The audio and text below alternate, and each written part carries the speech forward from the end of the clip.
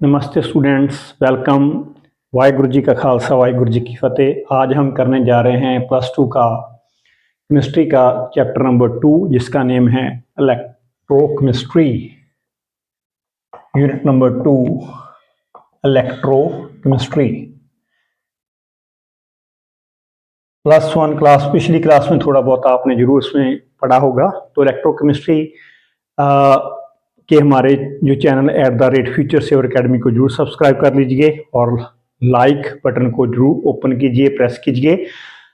आप इलेक्ट्रोकेमिस्ट्री की डेफिनेशन थोड़ी सी पढ़ी है +1 ने, लेकिन अब इसको डिटेल में समझना है।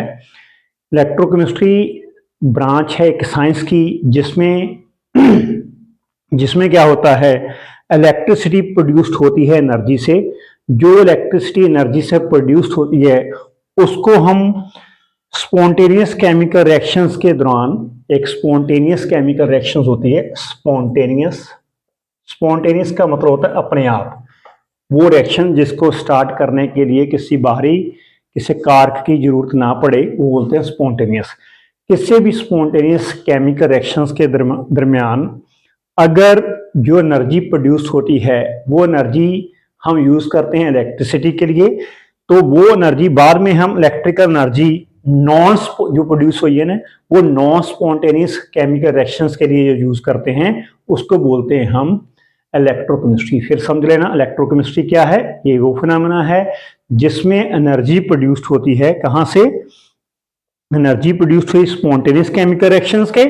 एंड जो वो एनर्जी प्रोड्यूस हुई उसकी जो एनर्जी है ना, वो इलेक्ट्रिकल एनर्जी में यूज होती है किसी भी नॉन स्पॉन्टेनियस रिएक्शंस के लिए। उसे हम बोलते हैं इलेक्ट्रोकेमिस्ट्री की ये ब्रांच है। इलेक्ट्रोकेमिस्ट्री की ये डेफिनेशन बन गई। अब इसके बाद आता है कि जो इलेक्ट्रोकेमिस्ट्री है ये सभी कुछ ये डिपेंड करता है हमारी दो इंपॉर्टेंट रिएक्शंस के ऊपर, जिसको बोलते हैं हम ऑक्सीडेशन रिएक्शन, और दूसरा होता है आपका रिडक्शन रिएक्शन। तो कंबाइन करके हम बोल देते हैं उसको redox reactions. what do you mean by redox reactions? Those reactions which takes place simultaneously with the oxidation as well as the reduction। वो केमिकल रिएक्शन जिसमें ऑक्सीडेशन और रिडक्शन दोनों ही हैपन होते हैं, उसको बोलते हैं हम ऑक्सीडेशन रिएक्शन। मैं इसमें अलग अलग कर दूं। पहला होता है ऑक्सीडेशन रिएक्शन और दूसरा होता है आपका रिडक्शन रिएक्शन। तो oxidation is a process, oxidation reaction is a process in which there is a loss of one or more electrons। जहां पर एक से ज्यादा इलेक्ट्रॉन को लॉस करें वहां पर रिएक्शंस को बोलते हैं ऑक्सीडेशन रिएक्शंस। रिडक्शन रिएक्शंस क्या आती हैं? यहां पर ये इसका ऑपोजिट होगा। Reduction reaction is a reaction in which there is a gain of one or more electrons, is called a redox reactions. तो हम एग्जांपल लेते हैं जिसमें ऑक्सीडेशन और रिडक्शन दोनों साइमल्टेनियसली हैपन होंगे। यहाँ पर जिंक ले लिया सॉलिड स्टेट में, कॉपर आयंस फॉर्म में है, एक्वस फॉर्म में, वाटर की फॉर्म में। ये बन गया जिंक 2 पॉजिटिव एक्वस फॉर्म, और यहाँ पर कॉपर बन गया सॉलिड फॉर्म। तो यहाँ पर देखो आप, जो भी इलेक्ट्रॉन लॉस करेगा वो बन जाएगा ऑक्सीडेशन। जिंक ने क्या किया? जिंक ने अपने 2 इलेक्ट्रॉन लॉस कर दिए तो उसके बन गया ऑक्सीडेशन रिएक्शन। और कॉपर ने यहाँ पर, कॉपर जो है आयंस, उसके कॉपर बन गया, ये 2 इलेक्ट्रॉन्स ने गेन कर दिए, ये बन गई रिडक्शन रिएक्शंस। सो ये हमारा टॉपिक आज के रिडॉक्स रिएक्शंस का था। आगे आएगा जो इंपॉर्टेंट टर्म्स हैं, जो एक मार्क्स की या 2 मार्क्स की या हाफ मार्क्स की एग्जाम में अक्सर आ जाती हैं, उसमें हम देखेंगे। बहुत इंपॉर्टेंट है ये। पहले आएगा इसमें कंडक्टर। कंडक्टर्स क्या होते हैं?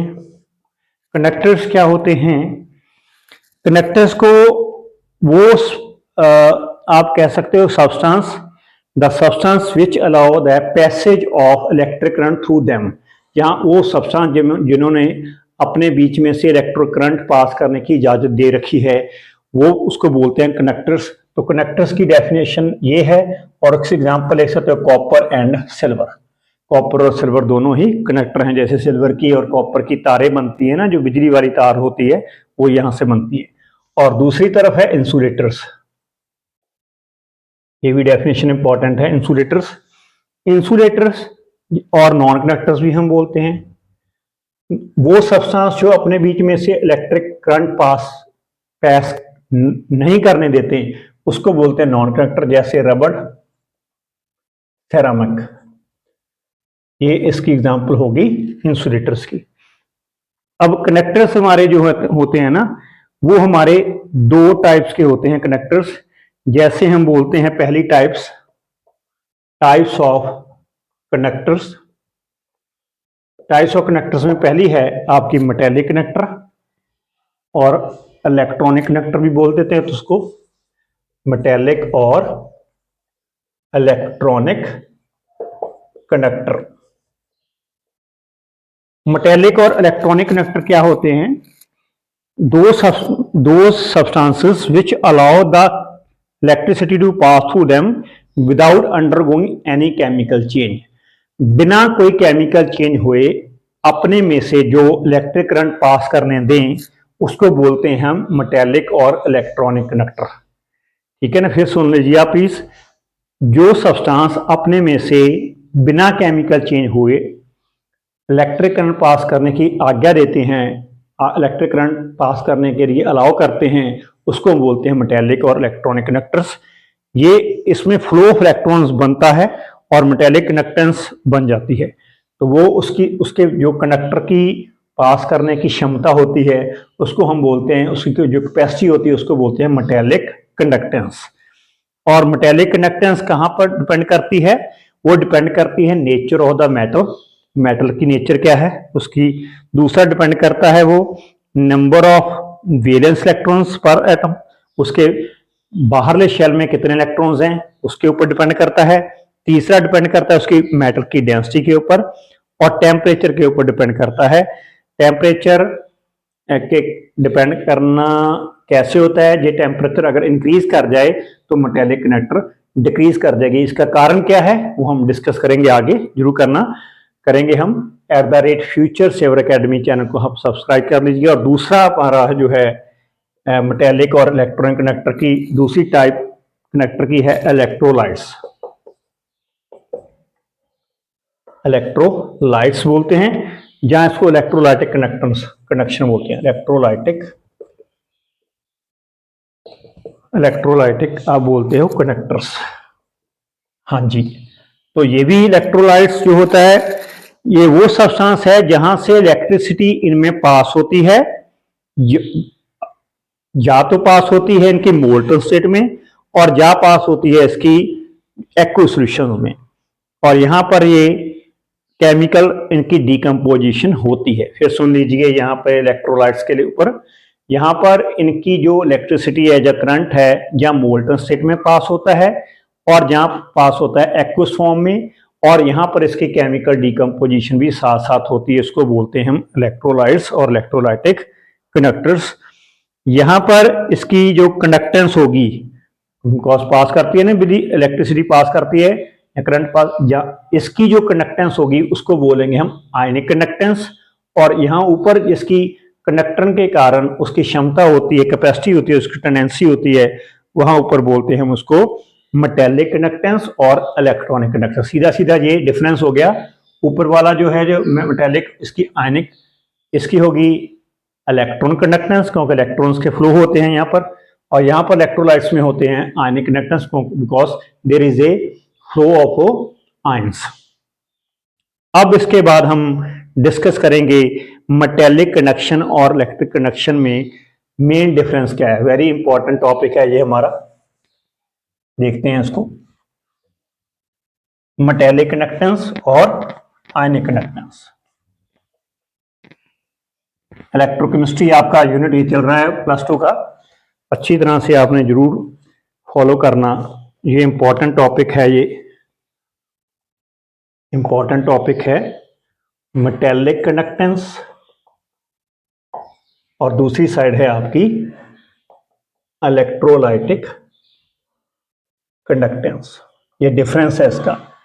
तो यहाँ पर डिफरेंस में हम ये इनका जो कर रहे हैं, ये फर्स्ट पॉइंट है इसका, it is carried by the movement of, पहले ही मैंने बताया था ये मूवमेंट किसकी होती है, ये इलेक्ट्रॉन्स की। It is carried by the movement of electrons. और यहां पर इलेक्ट्रोलाइटिक कंडक्टेंस क्या होगी, ये किससे किससे होती है, it is carried by movement of और transfer of ions, by movement of ions की होती है ये। और दूसरा ये है, यहां पर कोई भी केमिकल प्रॉपर्टीज का चेंज नहीं होता। It does not involve any chemical change. यहां पर आपका केमिकल चेंज यहां पर होगा जहां पर डीकंपोजिशन होगी, इलेक्ट्रोलाइट की डीकंपोजिशन होती है। इट इन्वॉल्व्स डीकंपोजिशन, इलेक्ट्रोलाइट टूटता है, बिखरता है इलेक्ट्रोलाइट्स। और तीसरा है, यहां पर किसी भी मैटर की ट्रांसफर भी नहीं होती। It does not involve any type of any transfer of matter. यहां पर मैटर नहीं इधर उधर जाता। और यहां पर ये क्या होता है, यहां पर मैटर आयंस के तौर पे के बतौर जाता है। It involves transfer of matter की ट्रांसफर होती है कि कैसे होती है, आयंस की फॉर्म में होती है। और फोर्थ है, यहां पर मेटेलिक कंडक्टर डिक्रीज करती है, मेटेलिक जो कंडक्टेंस है वो डिक्रीज करती है with the increase in temperature, that I will discuss now why when the temperature increases the metallic conductor decreases. And here electrolytic conductance increases with increase in temperature. और यहां पर क्यों metallic conductor क्यों decrease करती है, because अगर हम temperature बढ़ाएंगे, टेम्परेचर बढ़ाने के कारण जो इलेक्ट्रॉन्स होंगे उसकी मूवमेंट फास्ट हो जाएगी। इलेक्ट्रॉन्स एक दूसरे से जल्दी भिड़ेंगे, कोलिजन होगा, टकराएंगे। टकराने के कारण उनकी जो स्पीड कम होगी और उनका जो मोशन है कम होगा। अगर मोशन रुक जाएगा, कम हो गया, स्पीड कम हो जाएगी, तो मेटेलिक कंडक्टेंस उसकी डिक्रीज होगी। बिकॉज मूवमेंट ऑफ इलेक्ट्रॉन्स क्या बनाती है, मेटेलिक कंडक्टर्स। वो मेटेलिक कंडक्टर टेम्परेचर बढ़ने का डिक्रीज होती है। यहाँ पर आयंस मूव करते हैं, टेम्परेचर मूव करता है, तो उसकी इलेक्ट्रोलाइटिक कंडक्टेंस बढ़ जाएगी। हमारा नेक्स्ट जो इंपॉर्टेंट टॉपिक हम करने जा रहे हैं, जो कि एग्जाम में डेफिनेटली डेड श्योर होता है कि आएगा, वो है आपका टॉपिक। यहाँ पर हम देखने जा रहे हैं चैप्टर नंबर 2 में। उस टॉपिक को आप मिस ना करना, जरूर उसको पढ़ना, देखना, अच्छी तरह से समझना। और वो है आपका टॉपिक नर्नेस्ट इक्वेशन। उसको बोलते हैं हम नर्नेस्ट इक्वेशन। नर्नेस्ट इक्वेशन जो है आपकी, ये हम करने जा रहे हैं नर्नेस्ट इक्वेशन। ये इक्वेशंस करने से पहले थोड़ा सा हम एक दो डेफिनेशन, 1 मिनट के लिए डेफिनेशन डिफाइन कर लें। इसमें इलेक्ट्रोड पोटेंशियल की वैल्यू आएगी। What is meant by electrode potential. Electrode potential होता क्या है, वो हम आपसे डिस्कस कर रहे हैं कि इलेक्ट्रोड पोटेंशियल क्या होता है। द इलेक्ट्रिकल पोटेंशियल डिफरेंस, जो एक होता है मेटल, मैंने बताया था यहाँ पर ऑक्सीडेशन और रिडक्शन में, एक मेटल था और मेटल का आयन था। जो इलेक्ट्रिक पोटेंशियल डिफरेंस मेटल और आयन के बीच बनता है, मेटल और उसी के आयन के बीच बनता है, उसको बोलते हैं हम इलेक्ट्रोड पोटेंशियल। तो इलेक्ट्रोड पोटेंशियल भी 2 तरह के होते हैं। जैसे प्रोसेस आपका ऑक्सीडेशन रिएक्शन था तो रिडक्शन रिएक्शन था, ऐसे ही आपका जो ऑक्सीडेशन दूसरा इलेक्ट्रोड पोटेंशियल है वो भी 2 तरह का होगा। एक तो होगा आपका ऑक्सीडेशन पोटेंशियल और दूसरा होगा आपका रिडक्शन पोटेंशियल। ऑक्सीडेशन पोटेंशियल मैं थोड़ा सा डिस्कस कर दूं आपके साथ, क्योंकि ये हमारी डेफिनेशंस जरूरी है नरनेस क्वेश्चन के लिए। और दूसरा है reduction potential. Oxidation potential is that potential जो टेंडेंसी किसी भी इलेक्ट्रॉन की वो टेंडेंसी लॉस इलेक्ट्रॉन करने की, इलेक्ट्रॉन लॉस करने की जो टेंडेंसी होती है ना किसी भी एटम की या इलेक्ट्रोलाइट की, उसके बोलते हैं हम ऑक्सीडेशन पोटेंशियल। और रिडक्शन पोटेंशियल क्या होगा, किसी भी इलेक्ट्रोड की गेन करने की जो टेंडेंसी होती है, जो मजबूरी होती है या कोशिश होती है गेन करके इलेक्ट्रॉन करने की, उसे बोलते हैं हम रिडक्शन पोटेंशियल। सो ये अगर इसके साथ स्टैंडर्ड वर्ड यूज कर रहे हैं, स्टैंडर्ड ऑक्सीडेशन पोटेंशियल और स्टैंडर्ड रिडक्शन पोटेंशियल। स्टैंडर्ड का मतलब होता है जब भी किसी का पोटेंशियल हाइड्रोजन इलेक्ट्रोड के साथ कंपैरिजन, हाइड्रोजन इलेक्ट्रोड एक स्टैंडर्ड पैरामीटर है, एक पैमाना है जिसके साथ हम ऑक्सीडेशन पोटेंशियल को मेजर करते हैं, उसको देखते हैं। अब आ गया इसका नरनेस क्वेश्चन। नरनेस क्वेश्चन के लिए हमने कोई जनरल इक्वेशंस ले लेनी है। ये इक्वेशन ले ली m, इसके आयंस n सपोज कर लिए ये इलेक्ट्रॉन्स, और इन्होंने n इलेक्ट्रॉन लेकर यहाँ पर क्या बन गया, मेटल क्या बन गई, सॉलिड फॉर्म में।